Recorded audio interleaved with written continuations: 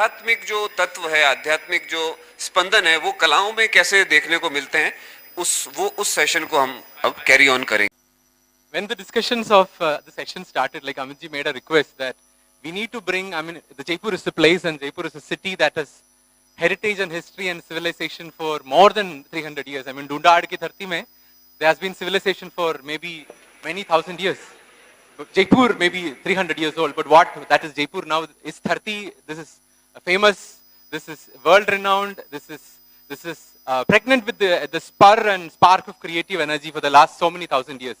So Amit ji ne bola ki Sangeet ji, we have to have a session on this confluence and the integration of creative process and transcendence and spirituality, and how this can be presented in a palatable way to the current discourse of the current generation. So when we have a lot of discussions, and then I thought, how will we curate this? I mean, curation is the word we used. And then we thought that we should, because there are different sampradayas, and then we thought that we should call somebody from each corner of India, or at least somebody who has interest in and represent the ideas of different parts of the country. And then somebody who can bring it all together, because she's from Museology, madam is from Museology, and we have a different take on Museology. We'll discuss on that. If it is about the muses or about museums. So we'll come to that. So we have, Amit ji ka parijay kisi ko nahi chahiye, because we know Amit ji and he has been the core curatorial team mein tha. So Amit ji is an artist. And then we come to Ramji sitting. I'm coming in the order of sitting. So Ramji is a PhD with his PhD in social wellness and social medicine from the Jawaharlal Nehru University, Delhi, JNU. And after that, he has pursued his passion of reviving the lost and forgotten or the less addressed or the less known traditions of India. He is running one of the first batches of AIAS centers in the country, in the southernmost part of India, in Kerala, in a beautiful hill station called Vagaman. They have an eco-spiritual commune and a research center. It's an amazing place. It's worth visiting. I recommend all of you to look up his profile. So Ramji does a lot of work on the idea of Shaiva Shakta Siddhanta and the relevance of that in modern wellness traditions, and about what is beyond just the material pursuit, and how can you connect it in a way it can be related to the youth. That is what he's doing. And he's passionate about research, he's passionate about media, he's also passionate about bringing all this wealth that is in our tradition to the table, so that the current discourse and the current generation can palate it. That is he has taken that as his mission in life, and we respect you for that. And we are thankful that you're doing such kind of work. We have I'll be a bit biased because he's very close to, I mean, Ramji also is very close to my, the mic is, hello? Ramji is also a person, I mean, all of the people here are very close to my heart. But I'll describe Rakesh ji as somebody who has always inspired me. He's from the western part of India. He's from Gujarat. But time has taken and planted him again in the United Kingdom, in London, where he had his karma bhumi as working in London. But at the same time, despite having traveled so many thousand kilometers away from his motherland, he has kept his tradition alive. He has kept his lineage alive and kept the sadhana continuous. So he has, he's also the head of the Sri Vidya Upasana Mandal UK, and he works there. He has his own research center, and then the practice and everything around. So he's a person who's very interested in research and the current discourse, and he always inspires all of us young people. And thank you for coming here. So we have maybe the youngest face in the panel today, but don't be deluded by his young and cute face. He is himself a scholar of comparative religion from the Jamia Millia Islamia, again a PhD. He is otherwise based in Kolkata, where he teaches. But none of this is his primary identity. He is one of the absolutely marvelous and brilliant painters in Indian Tantric art today. You can all look up his Instagram profile. It's Deepta Arkhya. So welcome to Dr. Arkhya Deeptyakar to this panel discussion. His area of expertise is Tantric painting, and also the theoretical foundations of those artwork, and how art is a medium for painting. And we all have Neekee ji here. I mean, I think Jaipur, she doesn't need a lot of introduction, but she is a career museologist, and she runs research in a center of museology, and her work is probably well known to us, in the sense she has been associated with us for a long time now. So I will rather not go much ranting about this. I'd rather enter the topic. So one of the core questions, like Amit ji, Satish ji, we are all discussing that there is a need of re-narration and reviving of the narrative of what our land is. Like, why is this land? Why is the carpet red? Why are we wearing a red tilaga or or a Vaishnava Tilaka or a Shaiva Tilaka or whatever we are wearing, what does it mean? Why do we do that? There is a reason that's signifying something. Like that, the moment from which I came, Satyajit ji is standing here in front of us, Bhavani ji is there, both of them are wearing a pink shawl on their neck. And we call Jaipur Pink City. So you thought of why is Pink City? I mean, the historical narrative is a lot of things. Some kings wanted to make it pink. There was a narrative that, okay, Mughals wanted it pink, maybe some British wanted it pink, so some king was visiting from Britain. We could have painted it anything, or maybe some people say that the most available paint was pink, so jo sasta color tha, wo paint laga diya. I think it is a bit more than that, because Jaipur, the kings of Jaipur were strong patrons of art and spirituality and architecture and everything of that sort. So I don't think there's an accidental pink. So we went behind and we always look at Shastras. I mean, we are in India, so we always look at previous literature. So we looked at possible narratives. So, and we stumbled upon this shloka from Guru Gita, if I'm not wrong. So it says that, Vande Guru Padadvandam Avang Manasagojaram Rakta Shukla Prabha Mishram Atarkyam Traipuram Mahat. Which means, I am paying my obeisance to the feet of the Gurus, which is the 2 feet are one in red and one in white, or it's a mixture of red and white. If the Guru Tattva is a mixture of the positive Shiva principle and the Shakti principle, then the mixture of these 2 principles becomes the pink color. Can that be the definition of pink? I think we'll open the ground and of this panel discussion starting with that idea. What is creative process and how is this pink related? I mean, our fest name itself is pink. How is the color of pink related to the idea of creative spark, creative energy? I think we can start in the linear order. I mean, maybe Ramji can start with it. What is your reflection on what is pink in creativity? Thank you all. Thank you, Sangeet ji. Yeah. Am I audible? Yeah. So the idea of pink. So I was always wondering that why the city got the name Pink. So as Sangeet ji was also perplexed, he's been living here for a long time and still he is perplexed why the city is called as Pink. Maybe the Mughals gave this name or the Britishers named it as Pink. I don't know why the city is called as Pink, but the idea of pink, as he said, Lauhitya, when Lohita Varna and or the Rekta Varna and Shukla Varna, red and white combines. According to color theory, as I was just asking Arkya ji, because he's an artist, according to color theory, this actually combines to give a color that is somewhat like pink. If it is not exactly pink, right? It's exactly pink, yeah. So in Saundarya Lahari, it's a beautiful compendium of slokas revering Adi Parashakti, written by Adi Shankaracharya. He gives a dhyana of Devi, Lauhitya Nirjita Japa Kusumanuraga. So in that, Lauhitya Varna is given for Devi. So Lauhitya is a Varna, is a color which we get by the combination of red and white.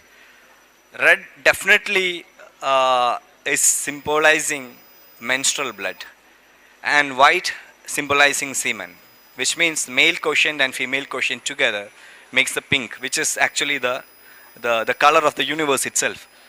So in Tantra, we call it as Nada and Bindu. We can either call Shakti as Nada or Shiva as Nada, because there is no difference between Shakti and Shiva. So Nada and Bindu combines together and makes it Kalla, Nada Bindu Atmikam, and it becomes the color of the Srishti. And it's actually the combination of Shiva and Shakti. So pink for me is a very spiritual color, which actually conveys a lot of meanings, which actually, as Sangeet ji was quoting the Guru Patuka mantra, like Vande Guru Padadvandam Avang Manasagojara, Rekta Shukla Prabha Misram. It's actually Rekta Shukla Prabha Misram. And the color pink, in fact, when we talk about the idea, the entirety of the universe, the plenitude of the entirety is actually constructed with the Anpu of Shiva. Anpu is a Shaiva Siddhanta word. Anpu means love. So Shakti is called as the love of Shiva. So pink, in fact, is actually a reflection of the love of Shiva. It is said that. So I had a conversation with a healer. He's a healer which actually deals with pranas, right? Like Reiki, Bonki, pranic healing. There are a lot of energy healing techniques there. So he was actually talking about different color pranas used to heal different things. For yellow prana is used to heal, cement certain things. I mean, if a bone is broken, yellow prana is given. To soothe, blue prana is given. To make it hot, the red prana is given. Like that, different pranas are given. I know that there will be some practitioners of energy healing here. So I asked him, in this entire color spectrum, what does pink really signify? Is there a pink prana? That was a question out of context, and he immediately replied, pink means love. So if there is some issue with a person and he has to heal it, and if it is a relationship issue or something can be healed using the love prana, he used pink as the color. So I think the idea, the tantric idea of anp in the form of lauhitya is actually has actually traversed to other fields of knowledge also. So and pink in that sense, for me it is the pratibha, it is the creativity of Shiva. If Shiva is called as consciousness, pink is the pratibha, the creativity, the radiance of his consciousness. That's what. Coming.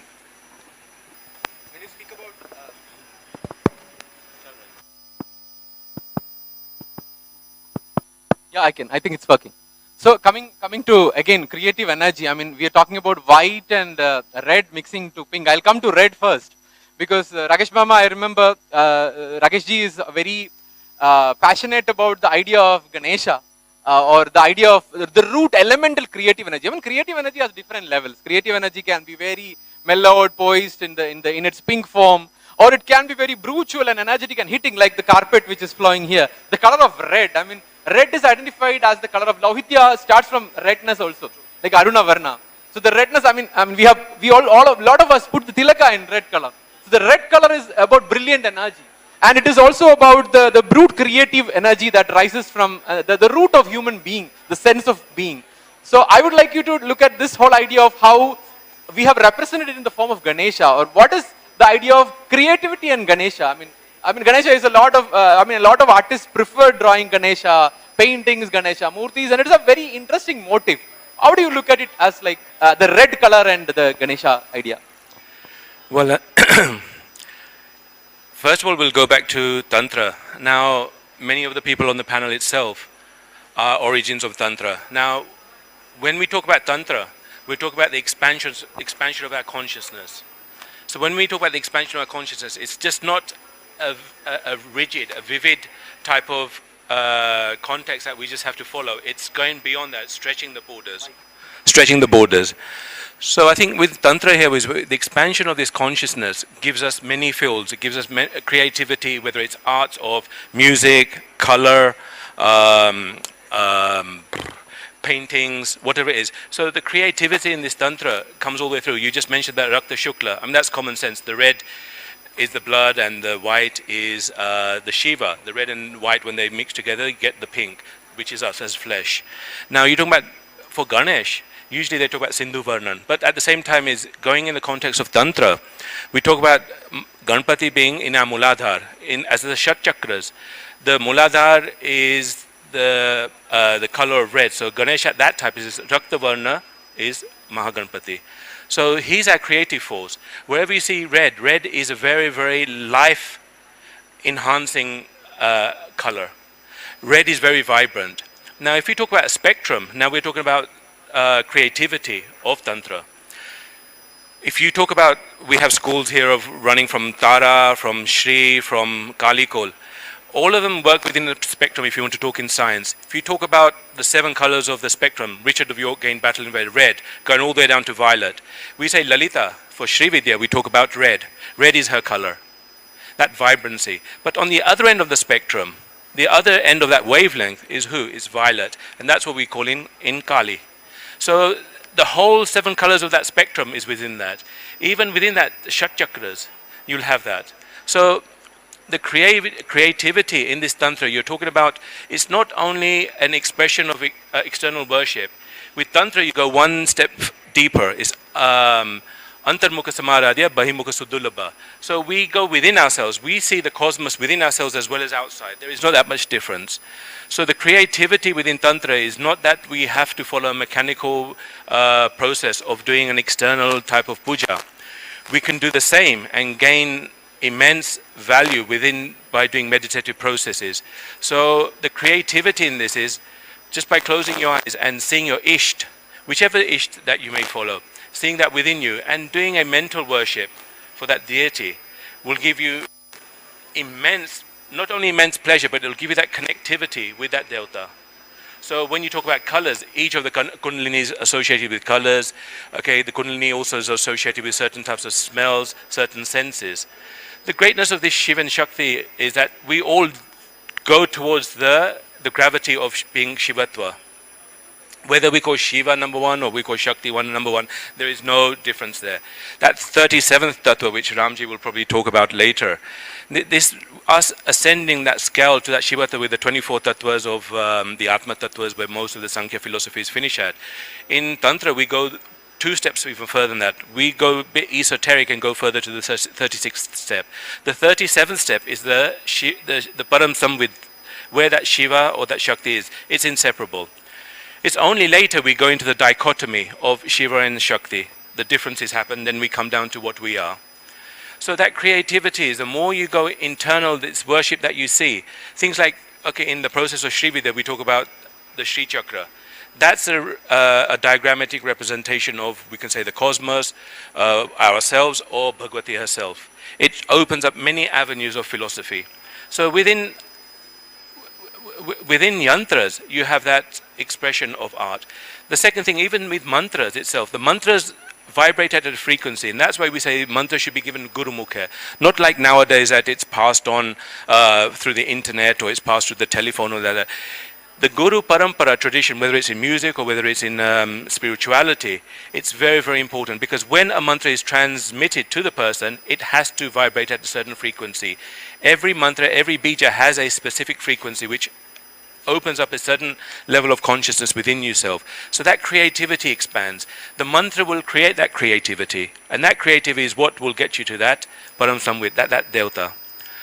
So even if you look at so the creativity will become in mantras, the frequencies of the mantras, the spectrum of colors, and even when we do this antaryag, when we do this external puja, we also see the delta within us. Okay, we visualize the 5 tanmatras, we visualize the 5 smells, the 5 tattvas that we have around us. Within that 5 senses is exactly what we actually go internal. Within that, you'll create a total different atmosphere, total different cosmos, that you'll see Devi within yourself. And this creativity expands further than what you can see with music. It enhances that with the frequency of sound, with art. Argya will talk about the art processes in this.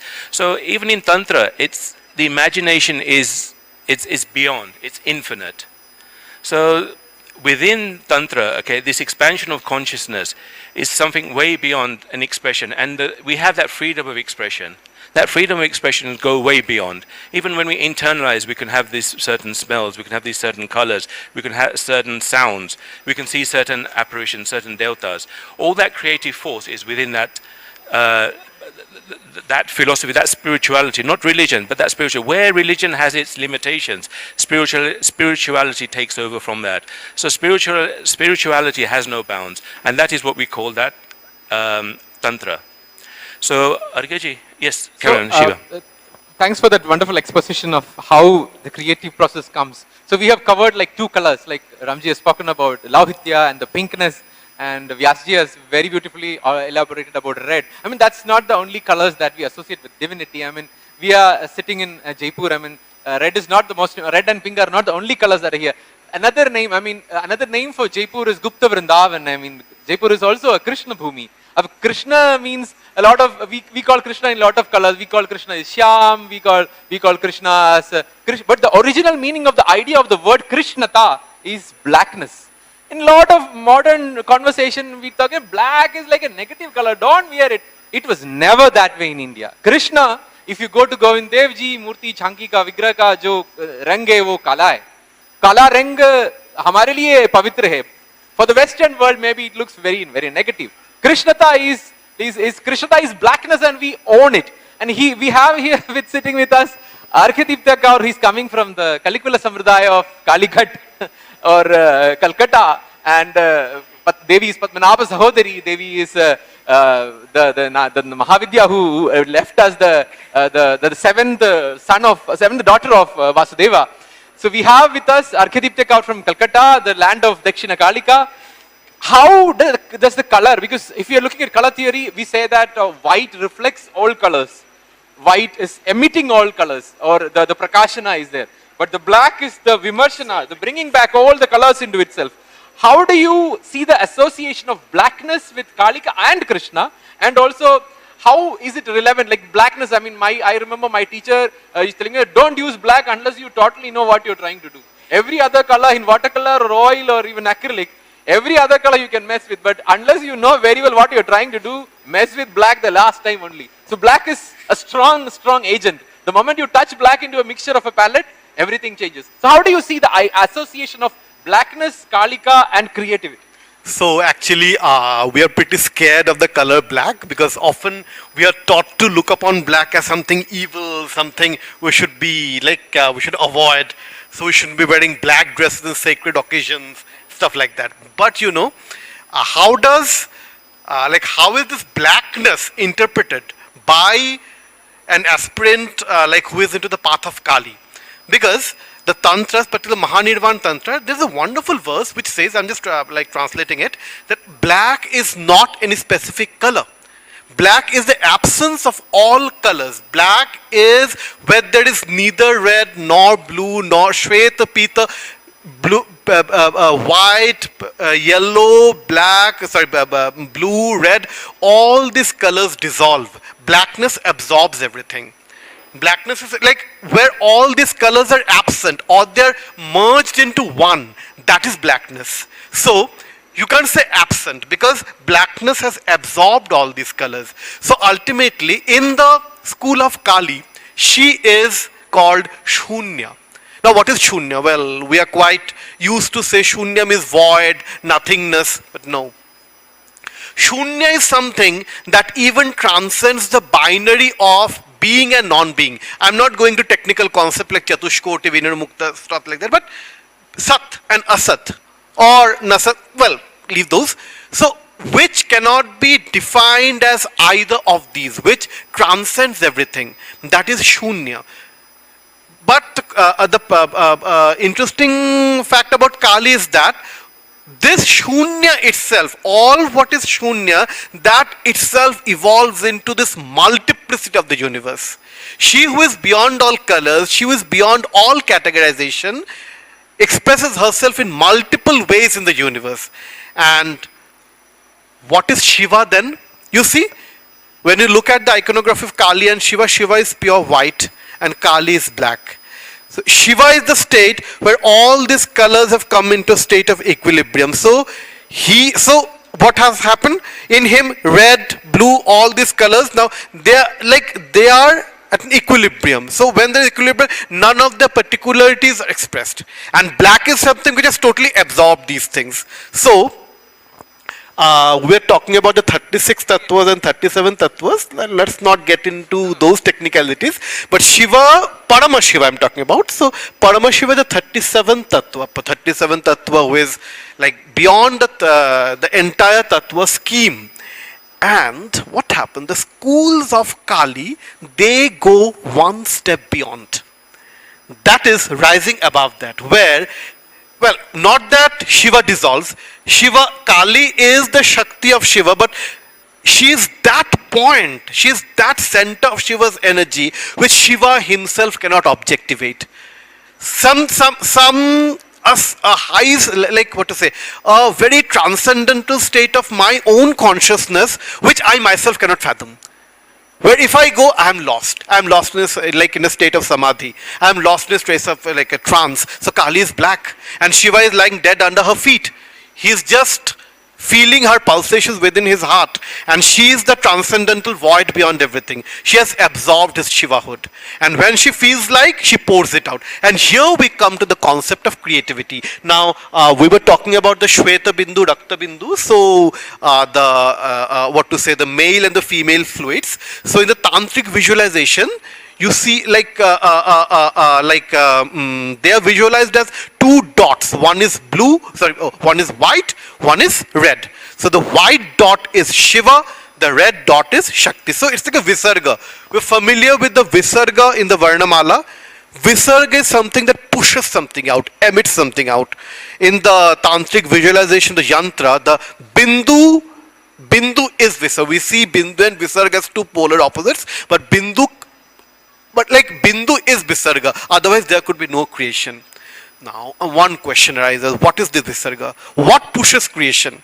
Well, why was this world created? Full of miseries, full of sorrows, all these sufferings. Now, a tantric,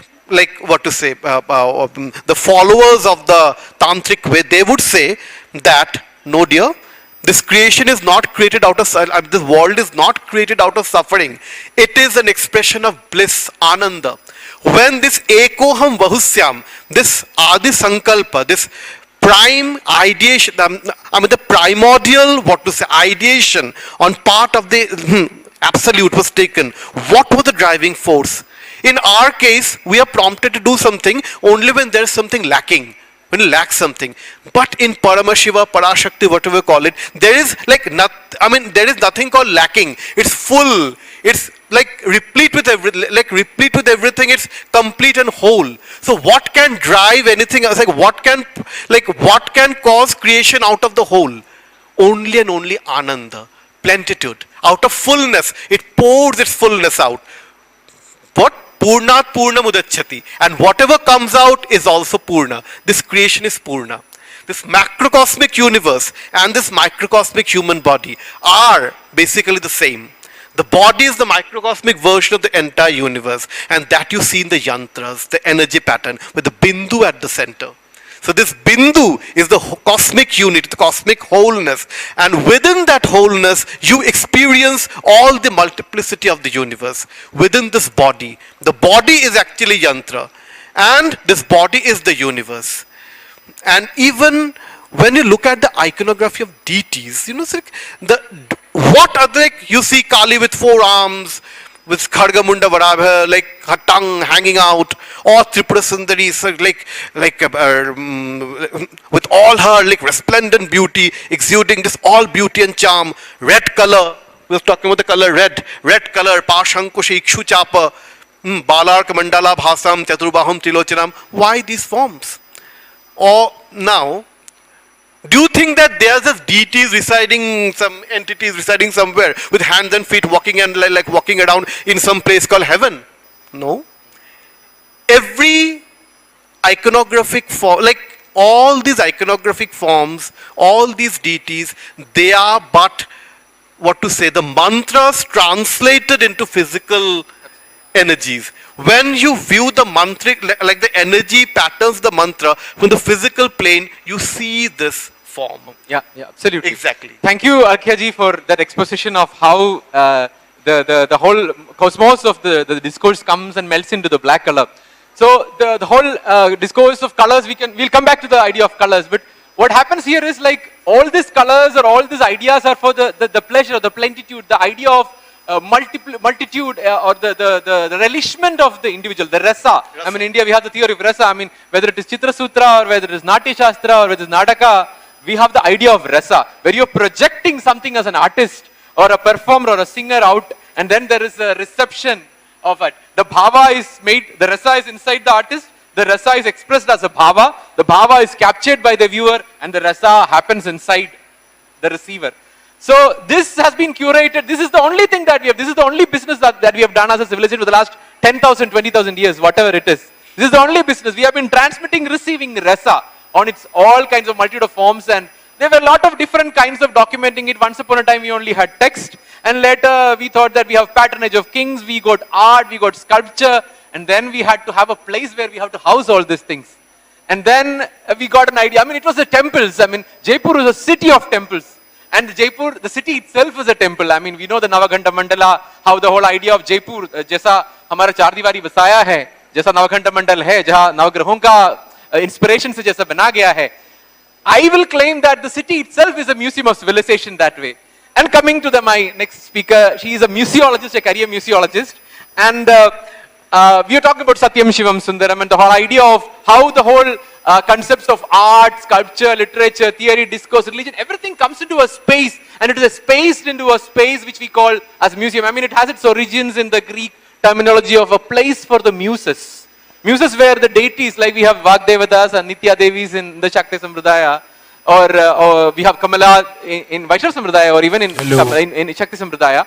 The muses are the creative feminine energy. We have the only feminine presence in the stage. I mean, everybody has the feminine in them, but she's the only feminine presence in the stage. So I want to look at how this idea of museum has evolved from like prehistory, of when we saw the museum of other places, or the museums of ours, like in India, the museum with the temples. How those have evolved to the idea of what we have as museums today, and where will we go? How will we space this Satyam Shivam Sundaram hereafter? What will be the whole, what is the whole flow of museums that is happening here?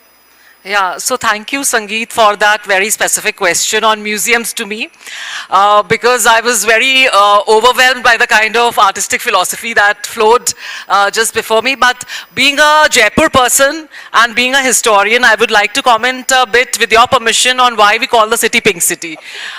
Because this happened much later in the 18th century.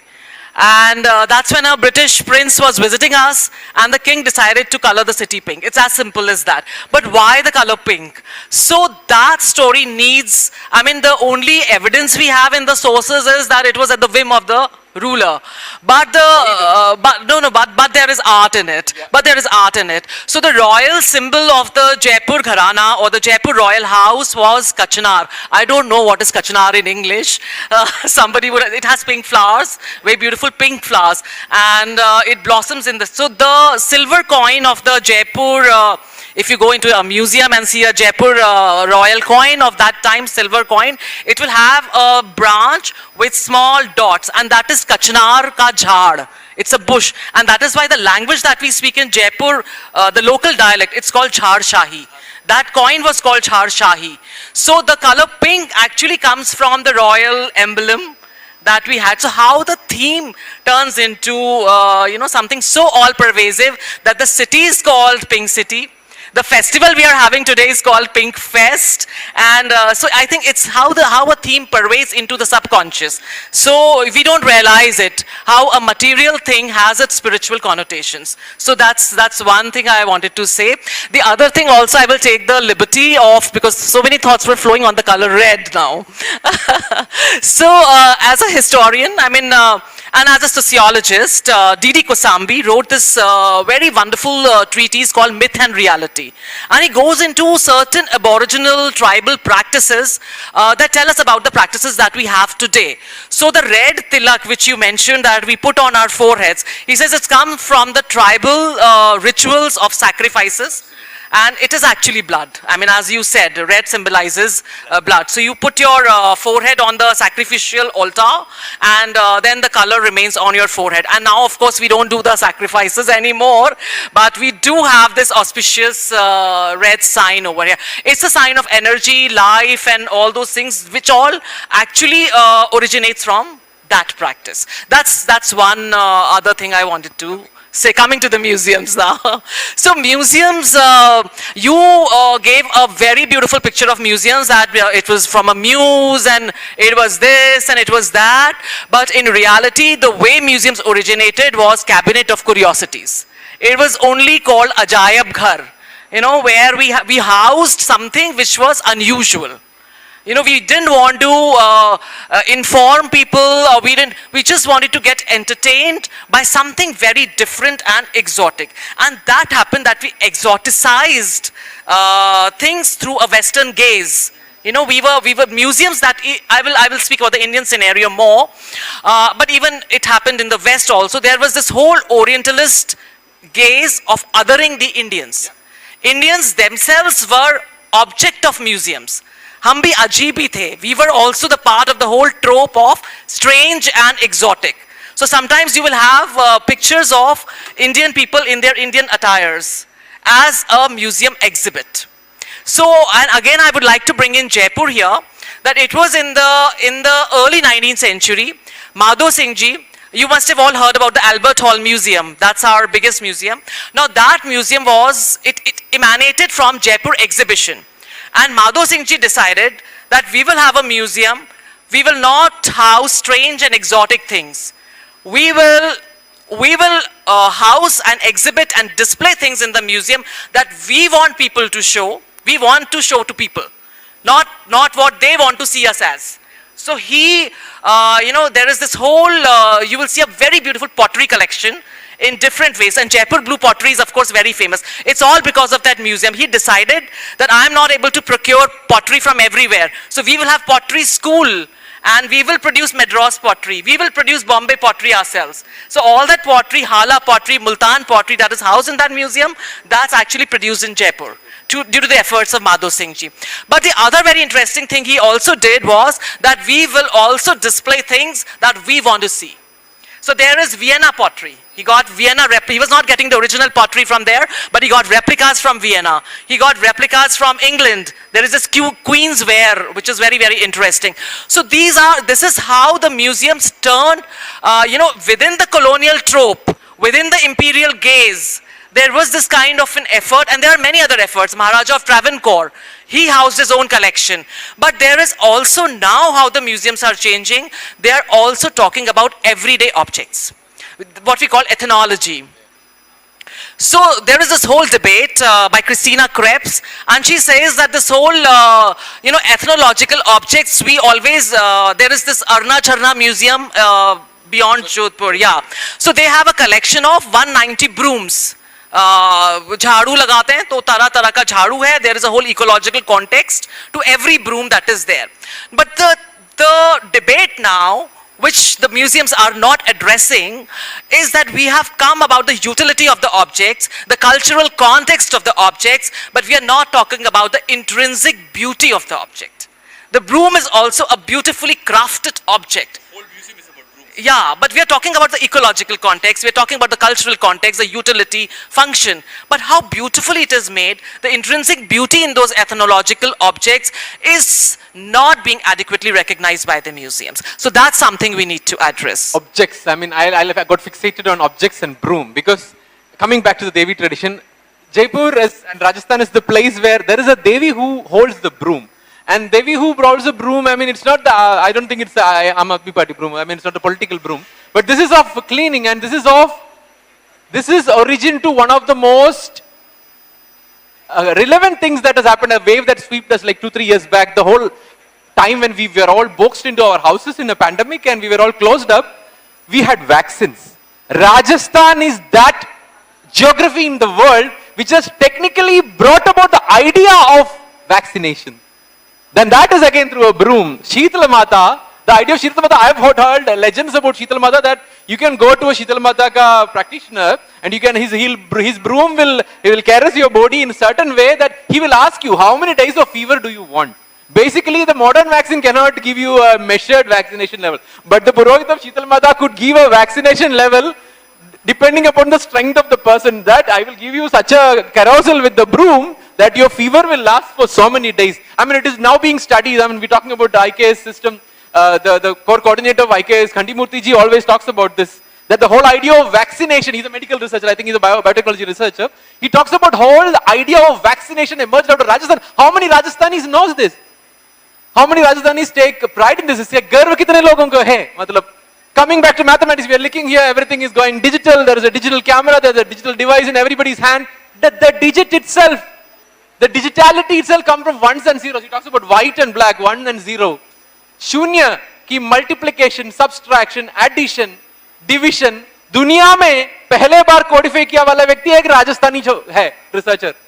Brahmagupta के बारे में आप सब लोग जानते हैं. ब्रह्मगुप्त को as an astrologer, as an astronomer हम जानता है, मगर the entire corpus of mathematical discourse of today stands upon the singular pillar of zero, which is a Rajasthani contribution. How many people know about it? And we need to celebrate it in our museums, not only in our papers and all the dry textbooks that is sitting in some क्या बोलते हैं universities में होता है ना कि जो अलमीरा में जहां कोई नहीं जाता है वहां बैठने वाला चीज नहीं. It has to come down. I mean, I'll come back to the museum. The idea of museum, the described YU is the medieval idea of museum. The idea of museum, in my understanding, comes from the Greek mythology of the 9 muses. I have the name of them. I will not bore you by the name of the 9 muses. But they were all, the museum was a temple, not a place of dead objects. I mean, one problem I have with the current idea of museum is that they are all behind glass walls. You cannot touch it because obviously touching destroys. How fragile is a culture which got destroyed by somebody touching it?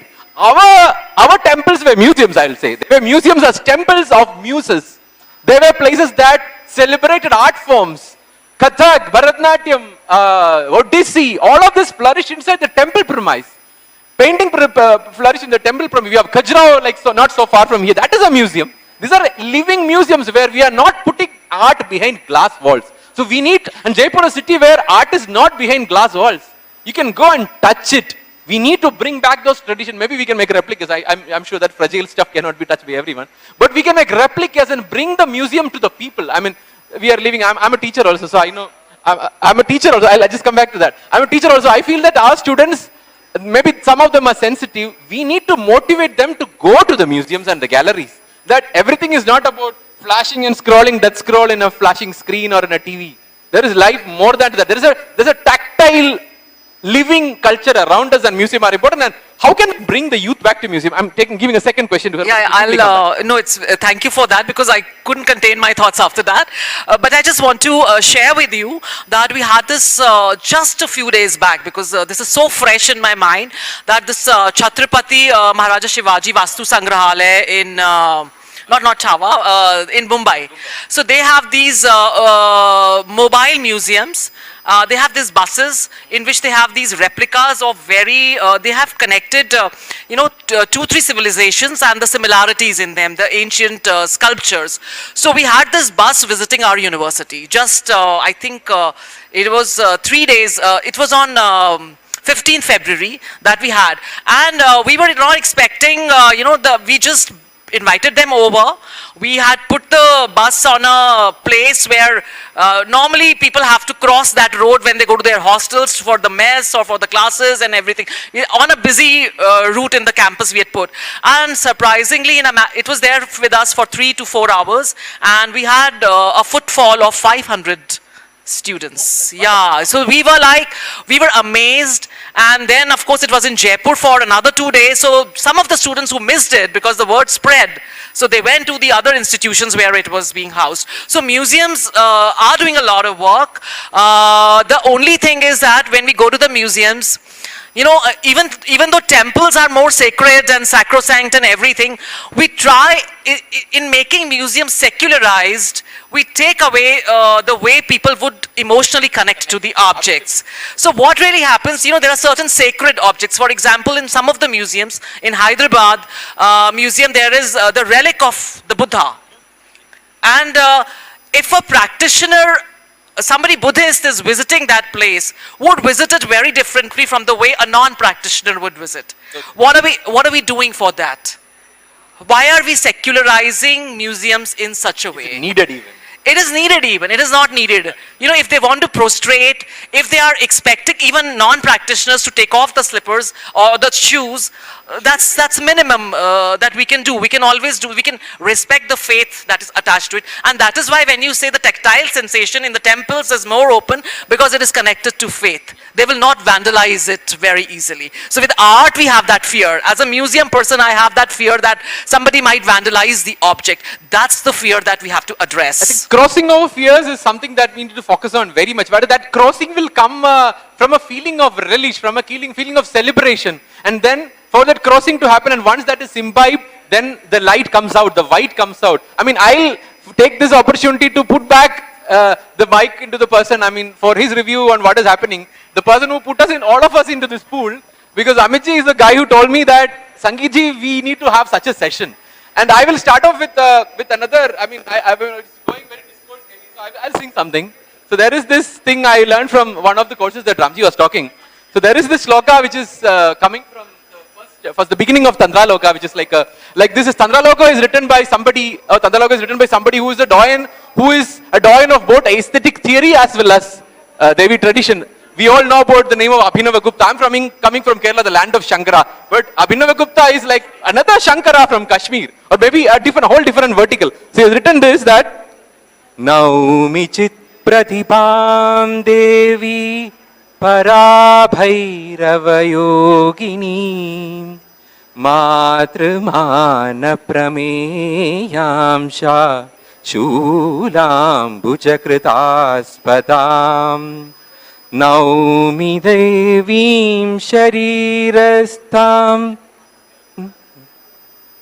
Nrityatim Bhairavakritim Pravrinmekhana Shyama Vidyullekha Virajitam. So here I'll ask Ramji and Amitji to talk on that.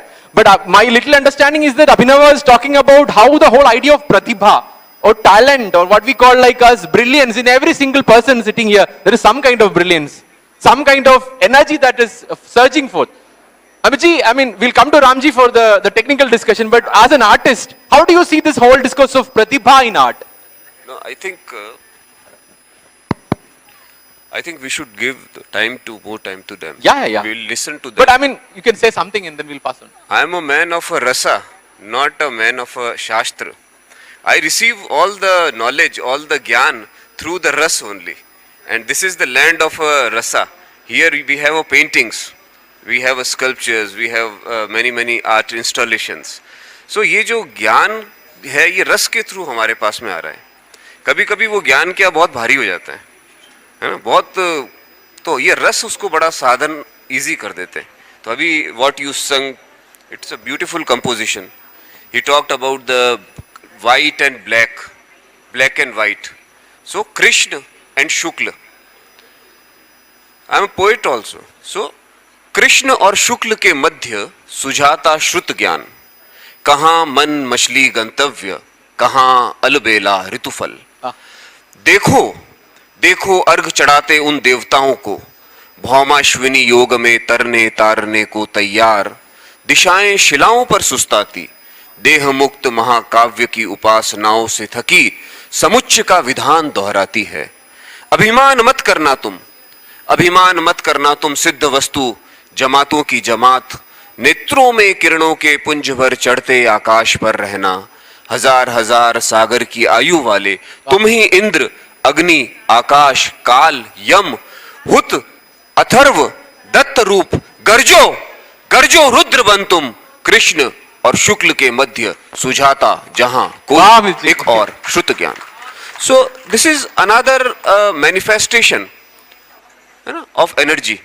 Another the manifestation of this cosmology, जहाँ पे Krishna and शुक्ल के बीच में a lot of thing happens.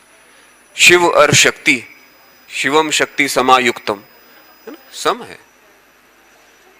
हम क्या कहते हैं उसमें अन्नपूर्णा सूत्र में, माता च पार्वती देवी पिता देवो महेश्वर, बांधवा, वी आर द बांधवा शैव भक्त्यांश भिक्षाम देशीय पावरती. तो हाँ, स्वदेशो भुवनम त्रयम. तो ये सब इसको कैरी ऑन करिए. गुरुजी से प्रश्न करो. संदेश रामजी के पास जाएंगे. रामजी, रस और प्रतिभा.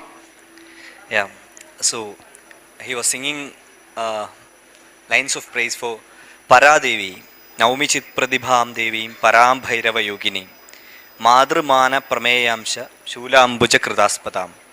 This was a invocation to Lotus Para, and Abhinavaguptacharya calls her as the Chit Pradibha, the radiance of the consciousness. And there comes in the third stanza of the sloka we can see Matru Mana Prameyamsha.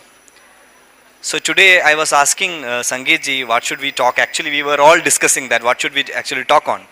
So he was telling I think this segment is named as spirituality, transcendence and art. So I was actually discussing we share a room, so I was discussing with Arkya ji. So in India, so whenever we think about the I mean, literary theory, and there are many scholars here who knows about the theories in art. A Raphaelite understanding of art, the art for art's sake, and when it comes to propaganda art, according to the Marxian understanding, aesthetics of art. So these are the binaries: art for art's sake and art for social cause or propaganda. Beyond that, India has got a very unique understanding of art, that is art for spiritual liberation. So our art is always for spiritual liberation. What is that? And how it is achieved through art? That is the question. So in this, thankfully, Sangeet ji chanted this mantra of Para. In that it is written, Para is Chit Pradibha, the radiance of consciousness. And she is actually transcending the three levels: Matra, Mana and Prameya. Matra is the knower. Mana is the object of knowledge. And Maya is knowledge. So, universe as the object, me as the subject, and the means of knowledge by which I understand there is a universe.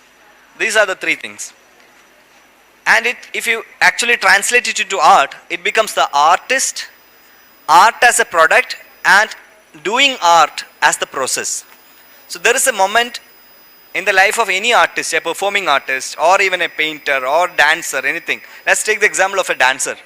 Dancer is there, the act of dancing is there, and dance as a product is there. There is a moment where when dancer dances on the stage, forgets that she is dancing and she becomes the dance. So these three things comes together. Madhrumana Prameyamsha, Shulambuja Kridaspadam. She has transcended these three levels and attained a supreme level of Para Bhairava Bodha, or the supremeness, that is the Parashakti. And she actually transcended these three limitations: knower, knowledge, means of knowledge, and non. Jnana, Jnadra, Jnaya. So as Rakesh ji is sitting here, he is a foremost person in the tradition of Sri Kula, Sri Vidya. So I was actually discussing with him in Bhavana Upanishad. It's a text on Sri Vidya. It's called as an Upanishad, it's a Shakta Upanishad, in which the entire meaning of Sri Vidya sadhana is described, which goes with any sort of sadhana. It says that Jnadra, Jnana, Jnayanam, Abheda Bhavanam, Sri Chakra Pujanam. The moment you transcend Jnatra Avastha, Jnaya Avastha and Jnana Avastha, that is the meaning of the entire puja. The moment you sync with the process, the moment you sync with puja, the moment you sync with Sri Chakra, and your individual identity is dissolved. The identity of Sri Chakra is dissolved, and the act of puja is dissolved, and it becomes a singular identity, which Abhinav Gupta talks about, Madhur Sadbhava in Malini Vijayottara Tantra. In Devya Yamala, she is called as Kala Sangarshini, the one who devours time, one who eats time. So there is no sequence there, there is no time there is no linearity there. There is no time is, even if time is eaten, then you should not think about space. So time and space is eaten. So it actually exists in a realm which is beyond time and space. So our Kala, our art, I don't know whether it's right to translate Kala into art. Maybe it's not a right translation. So Indic term I'll use Kala. Our Kala is transcending Kala. That's why our temples actually stands forever as a kind of epitome of beauty. So that was a moment where the artist sculpted it, where he lost his personal identity, individuality, the individual selfhood, and he merged into the Kala. And the one who looks at that Kala, he also gets into this moment where he forgets his identity. And that is the moment of jaw dropping. Our jaw drops when we forget ourselves.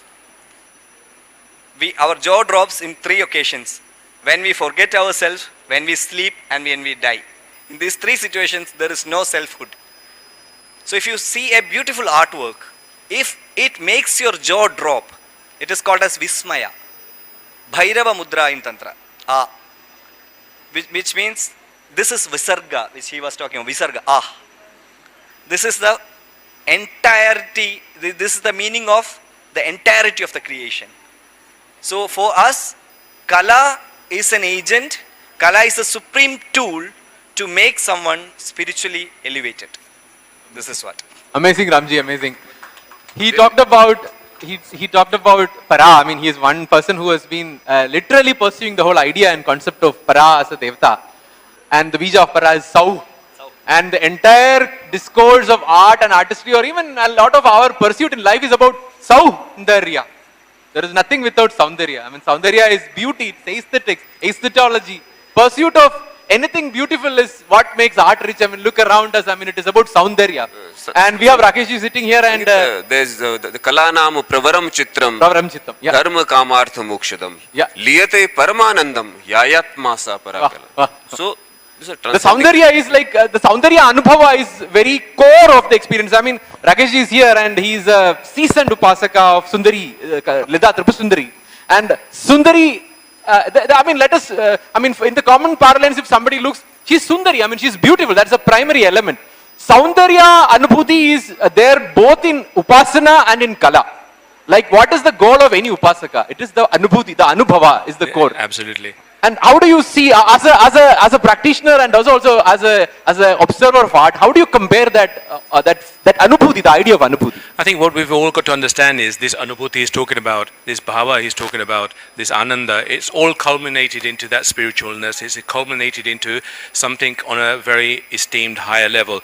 Now what Ramji was talking about, he's talking about the Bhaupanishad.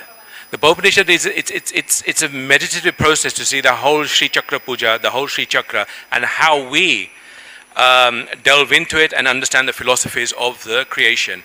Now, if we understand it, everyone does this basic puja. We all do this Rajopchar Puja, Chosatupchar Puja, Sorsopchar Puja, or Panchopchar Puja. Basically, when we do a daily puja, we'll give a certain things to the deity, we'll wash them, we'll offer some gifts, we'll offer some gandham. That becomes a very physical type of puja. But the most important thing here, what we've got to understand is anything in this upcharas, in this is the only thing that we need at the most is the bhava. Without the bhava, all of this is useless. So going one step further, that while you have the bhava in that, what is our aim? Our ultimate aim, we were born in this world, we were born in this creation, we were born as a human to enjoy the bliss of this life, not to end it. Yeah, to absorb the creativity of art, whether it's music or whether it's painting or whether it's sung of nice people. Okay, this is what we've got to understand in the Sundarikram that I see is, if we do not express this in reality in every day, okay, then the upasana is useless, because upasana is just not something we do externally. So what you've got to understand is, for example, going past a nice florist shop, you see beautiful colors of flowers, that ananda you get from that, or a nice scent. Or even when you go for a nice dinner and you have some nice dinner, the aha moment, which Ramji has talked about, well, kitne acha, it's so nice, this thing, or the smell is so nice, or the art is so nice, or the music, the ragas, sometimes when they sing the ragas, they struck on certain chords and certain notes, that takes you on a totally different transcendence. That ananda is way beyond this bhakti that we've got, and we've got to delve for that, and that ananda is exactly what this tantra or this Sri Vidya that Sangeet was telling about. This is what we've got to strive for, to live in that ananda. That ananda is that Sri Vidya. If you see that Sri Vidya, if you see that Sundarikram within that greatness, that beauty, that expression of art, that is what this, then you know that this is where your life has, you've culminated into something deeper. This is where the bhava of this upasana has culminated, has gone one step further. So that's about the observation, the feeling of doing something. So Arkya is sitting here. Arkya is, obviously he's very keenly interested in the discourse. But let us go into the other side of you, which is like the person who wields the wand, which has hairs in the tip of it, and which flows with paint. So Arkya paints as an upasaka, or the painter is an upasaka, I don't know what about it. Let us look at the process of your painting. Because there is even, I mean, one of the people Ramji works with, he calls this page as Kalla Upasana. Like, it can be the higher meaning of upasana of kalas, or the upasana, the art form itself as upasana. I mean, there are a lot of artists, musicians who takes that, I don't want to look at any other god or goddess, but my art itself is my goddess, who is pratyaksha, is before me. So how do you look at the enjoyment or the anubhava from the perspective of an artist? There's a wonderful verse in the commentary to the Yogini Hridaya Tantra. Jagatchitram samalikhya svechaya tulikayatmani swayameva samalokya prinati bhagavan Shiva. Having painted, mind the metaphor used here. having painted the universe on his own canvas by virtue of his own will force, which acts like a brush, Lord Shiva is immensely pleased. So here what we see, that aesthetic creativity and cosmic creativity, can you segregate the two? Or are they just two halves of the same coin? And this applies when we're talking about transcendence, right? Now, what does transcendence imply? Usually, there are certain schools of philosophy that talk about transcendence as something exclusive. Say, Shankaracharya's Advaita Vedanta, that everything is Maya. Namrup is just like the projection, the illusory projection of a snake on a rope. So ultimately, there is nothing in Namrup. So from that perspective, art would have no meaning. But again, that is based on one particular Siddhanta. Shri Vidya goes one step higher. Well, from the Vedantic perspective, the ultimate reality is Satchidananda, Chidananda, Chidananda Rupam, Shivoham, Shivoham. But when we talk about Tripura Sundari or Parashakti, she is not merely Chidananda, she is one step higher. She is Chidananda Lahari. Dhyayantatam kathachana dhanya Chidananda Laharim. She is Saundarya Lahari. What is that? Chidananda is there, but there is always a surging motion, a surging aesthetic motion, an aesthetic relish within Chidananda. There is a flow. Lahari doesn't mean wave here, it's an inundation. Something like a tsunami. If Chidananda is like a samudra, an ocean, all of a sudden there is a tremendous tsunami rising from within. And that is Tripura Sundari. That flow, she is eternally relishing herself. That you have to, Srividya aspires, the final goal of Srividya sadhana is that Chidananda, not the static Chidananda. So, what we see here, once you experience the supreme consciousness as a dynamic process of aesthetic relish, the whole world consciousness translates into that only. As I was saying, the deity form is a crystallization of the subtle mantra patterns, the energy patterns, everything. So when one engages all the senses in worshipping the deity, the whole ritual becomes an aesthetic experience, like an artistic experience. When I'm offering the flower, what I'm employing? My sense of touch. When I'm offering, say, the Naivedya, my sense of taste. So all our five senses we are divinizing through these processes. The yoginis who are flowing through these senses, the Chit yogi, the Sambit yoginis, like we hardly ever experience, like we hardly ever have the pratyabhigya of this fact that all what we experience in course of our every single mundane experience is actually a flow within that unitary unbroken consciousness. And the rituals actually help you unfold those energies within your senses, within your thought processes, within your actions. And that is carried on into the worldly. Once you're out, the ritual is over, you have, okay fine, the puja mat has been, folded back to its place. But when you enter into the mundane sphere of experience, even then you carry that aesthetic relish. And every single daily experience gets integrated into this holistic thing. And now art is all about it. When I'm employing a particular color, what does that color imply for me? Something has, some color was, experienced within the subconscious mind from the varnas of the mantras that I employed in course of performing the rituals. Those translate into the colors, the forms, the patterns, and they can be figurative, they can be non-figurative. In Tantra again, you don't have this binary of figurative art and non-figurative, abstract art. Well, unfortunately, owing to this over-obsession with abstract in Western aesthetic systems, abstract is something like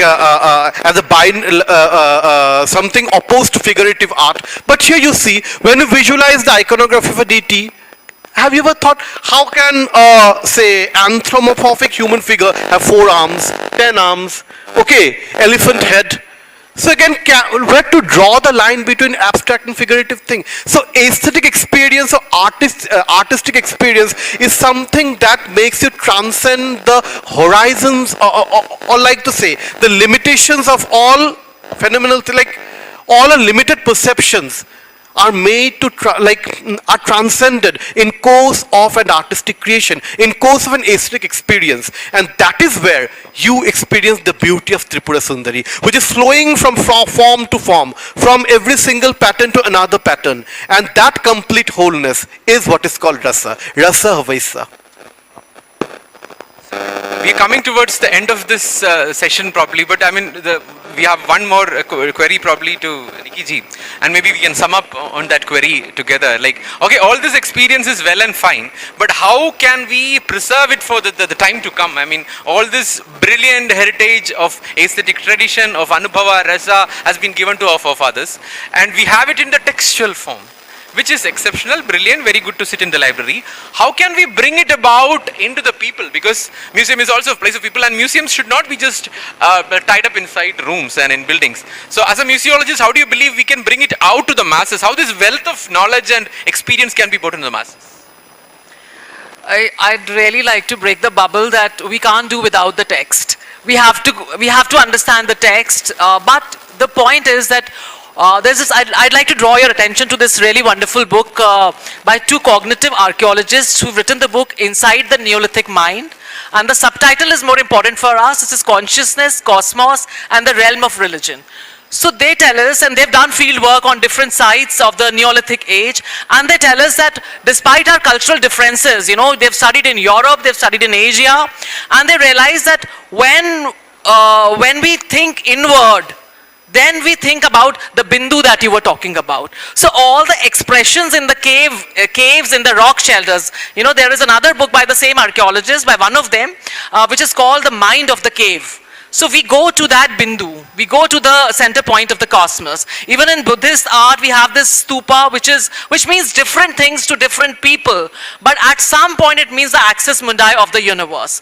So that kind of interpretation, that kind of context, that needs to be highlighted in whatever objects we are doing. We don't do that, and that's okay if people don't understand. What we realize, we have started playing to the galleries. We want to be popular, and knowledge and spirituality is not an easy path. Even art, practicing art is not an easy path. So we have to remember that all the material or expressions of art, they are ways in which any man or any woman or any person will understand transcendence according to the spiritual evolution of that person, not at the level of the artist. So like these postmodernist thinkers say, that once you have written the book, then the book is not of the author, but the book is of the reader. But our point is to write that book. So our point is to have the spiritual context in the museums. Some people will understand it to level 1, some will understand it to level 10. Who are we to decide that, or who are we to hierarchize any of that? That's the only way to go about it. Absolutely, Neekee ji, I think no questions about it.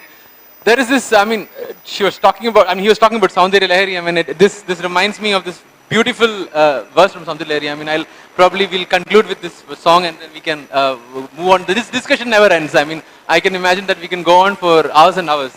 So this sloka is very dear to my heart because of both. I mean, when I learned this and when I saw this first, I never knew what is the meaning of it.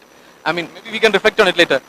Tadille khatanvim tapana shashi vaishvanaramai nishannam shannam apyupari kamalanam tavakalam mahapatmadavyam Mrititamalamaayena manasa mahanta pashyando dathati paramanandalahari.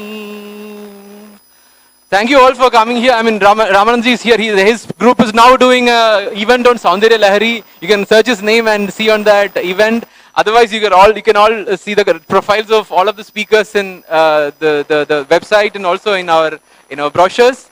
Let the conversation continue and let the need of presenting this ideally into the new generation continue, and let us do it through the medium of art, because art is one thing in the world and beauty is one thing in the world that does not defense, because the only defense of beauty is more beauty. With that note, I conclude, and I thank you all for coming for this discourse, and I thank all these beautiful personalities who are sitting here, and amazing time, and may such conversations galore in Jaipur. Thank you everyone.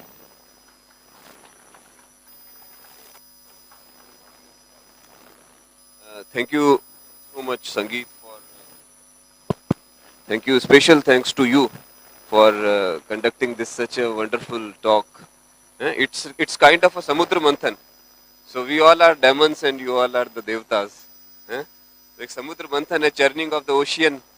तो अभी बहुत सारा अमृत भी निकला, बहुत सारी चीजें निकली. तो ये सूक्ष्म से विराट एंड विराट से सूक्ष्म की एक जर्नी थी जो हमने मास्टर्स के थ्रू करने की कोशिश की.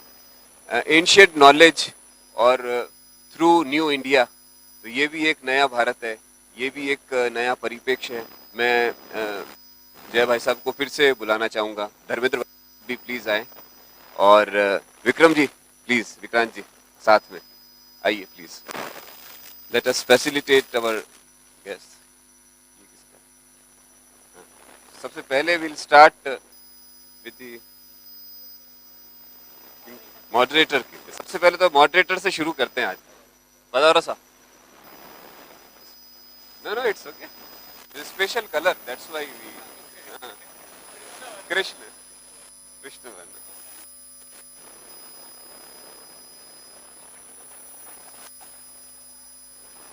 बहुत डिफरेंट टाइप का ये सेशन था, और ये मतलब इनसे ज्यादा हमको सम्मानित होना चाहिए.